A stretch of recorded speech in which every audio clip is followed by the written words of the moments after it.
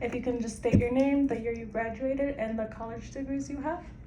My name is Christina Hume.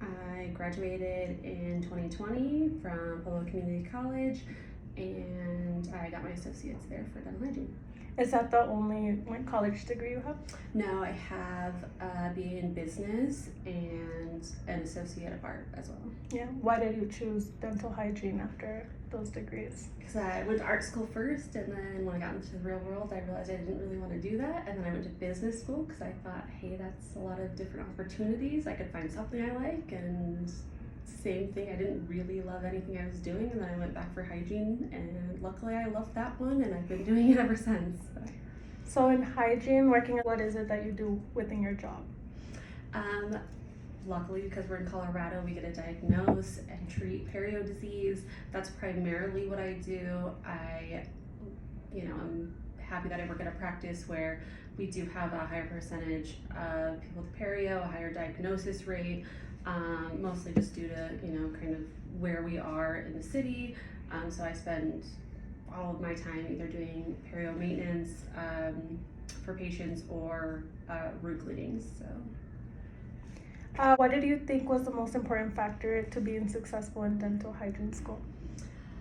Being organized. They throw a lot of stuff at you.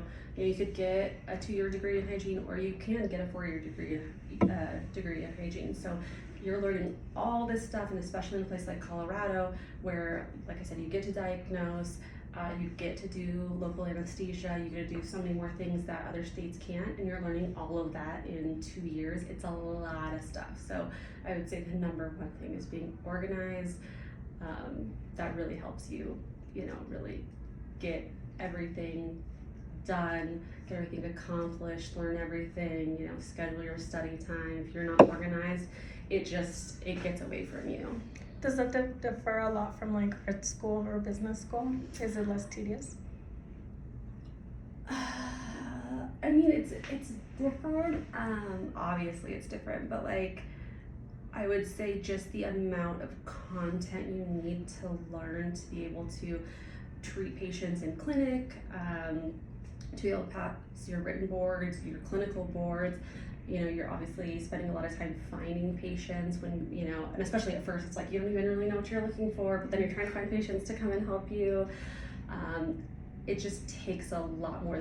Obviously you're dealing with real people, and you're giving them real treatment, even though you've only had, a semester or 2 of school. So that real life element, obviously you don't experience any of that in a lot of other degrees, obviously not in business or in art.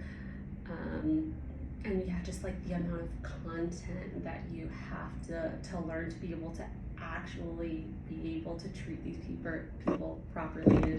It's a lot of stuff you have to learn in a short amount of time. How did you manage to get your patients while you were in school? I was really lucky. I went to school in a place where I knew a lot of people, had a lot of family and friends there. So most of the people I knew that were my patients, I actually knew, and they, did really big, solid favors for me and came in day after day after day. Because it's not like here, it's turn around now or not. When you start, your patients will be there 4 days, maybe sometimes, for 4 hours at a time. So really? Yeah, you have to have that conversation ahead of time.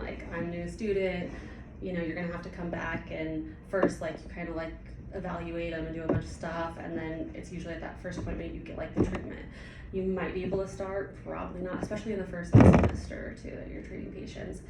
And then it's going to take 1 or 2 or 3 appointments to actually treat them and get everything done. So it's a lot of you do something, and then the clinical people check, and then the doctor comes and checks, and the x-rays take a whole day. It's very different. When you're learning, it takes a lot of time. What were some of the biggest barriers or obstacles you faced before and during dental hygiene school? I would say before is that I didn't have any dental experience, so I was behind from the get-go. I truly remember in that first semester, they'd be asking questions, and students would be answering, they'd be using words that I didn't even know. Like I very vividly remember somebody was like, oh, it could be due to caries, and I was like, what's caries? Like I had no idea. So I was really behind from the start because of my lack of dental knowledge when getting in. I mean, obviously, like I thought I wanted to be a hygienist, and it seemed like something I wanted to do. But then you get in there, and you're just like, I don't know any of this stuff because I really had no idea. So I think that really set me behind at the beginning. So I had a lot of catch up to do. I already had 2 degrees. I already had student loans. I worked really hard to pay those off before hygiene school and save for hygiene school. But I also worked during hygiene school, which again, they don't recommend because it takes a lot of time and a lot of focus and can take a lot for you to be really successful. So they don't want you to work, which I totally understand that. But I just didn't have that luxury. I had to work during school, so that was a really big barrier, and I really had to, again, just with the organization, I had to set out time being like, okay, I work these days, these other days are study times, I have to study for this before I go to work, after I go to work, you know what I mean? There would be like lots of times where I'd get off work at like midnight and be like, okay, I have to finish this paper or study for this test before tomorrow at 6 a.m., you know, so a lot of obstacles, just personally, again, being like probably less educated and just like the financial situation I was in during school. Yeah, what do you consider that being the most challenging part of being a dental hygienist or becoming one? Now or becoming? Becoming. I wasn't really much of a people person, so you really have to connect with your patients all the time. So that was, you know, a really big thing, but also like you have to learn how to actually, you know, scale and do your job correctly, but then you also need to know like the knowledge in which you're learning the didactic stuff, all of the, you know, the stuff in class. So it's like lots of different, I wouldn't say it was like one big thing. I guess maybe balancing all those things, because you have to be great at all of them. You can't just learn all those stuff and not be good with your patients, or not know how to diagnose, or not know how to read x-rays, or not know how to take x-rays. You have to know how to do all of these things that they're teaching you at the same time. Yes. What would you say is the most challenging part of being a dental hygienist now? I would probably say, like in real life, I'd say the biggest obstacle is probably insurance, or like the lack of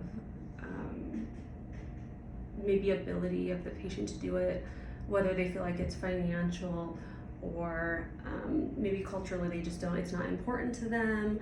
So being able to give the patient the proper treatment, I'd say like all those barriers that stand in the way of like your patient getting the absolute treatment that, you know, you guys decide that patient needs. And on a personal level, do you find anything challenging? Not really. I'm really lucky. I know you hear lots of stories, or I know I did, or I see them all the time on like threads and stuff of, you know, people don't like to be a hygienist for mostly like personal reasons, like you know, the office they work at, or the patients, or, you know, the insurance stuff. And like I'm very lucky and very grateful to work where I work. Honestly, like you hear so many stories, and this is a unicorn office. I am super supported by the dentist I work for. They teach me stuff all the time. Like anytime there's something going on that I didn't catch, they approach me in the best way, and you know, again, teach me. I learn. I was new before I came to this company as a whole, and so like I know I have lots to learn, and they've been really kind with getting me to that level. But yeah, very supported. Like I said, a lot of insurance stuff is not, it's probably like the worst thing. Like I hate having to deal with insurance or learn insurance, and we have great insurance people here that take care of that.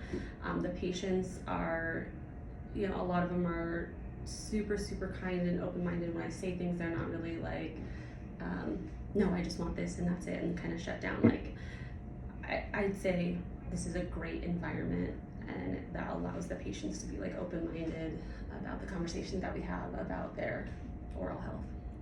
What advice would you give to me before starting dental hygiene school?